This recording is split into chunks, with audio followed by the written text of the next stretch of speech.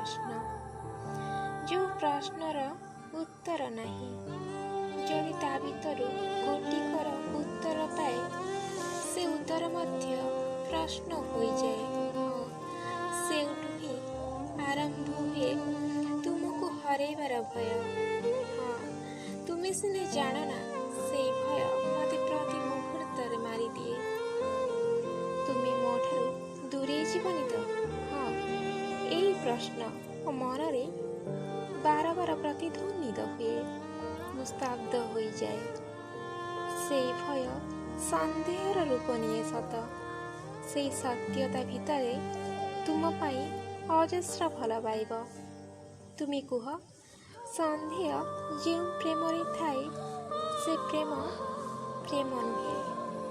ମୁଁ ମାନୁଛି ଏହା ସତ୍ୟ ହୋଇପାରେ, କିନ୍ତୁ ମୋର ପ୍ରଶ୍ନର ଉତ୍ତର ଦେଇପାରିବ କି? ଯଦି ପାରିବ, ତେବେ କୁହ, ସନ୍ଦେହ କିଏ କରେ? ଆଉ କାହିଁକି ସନ୍ଦେହ କରେ? ମୁଁ କହୁଛି, ତୁମେ ଶୁଣ। ସନ୍ଦେହ ତ ସିଏ କରେ ଯିଏ ନିଜଠୁ ଅଧିକ ତୁମକୁ ଚାହେଁ। କୌଣସି ପରିସ୍ଥିତିରେ ସେ ତୁମକୁ ହରେଇବାକୁ ଚାହେଁନି। ସେ ହିଁ ସନ୍ଦେହ କରେ। ଯେଉଁଠି ଭଲ ପାଇବା ଥାଏ, ସେଇଠି ନିଶ୍ଚିତ ଭାବେ ସନ୍ଦେହ ଥାଏ।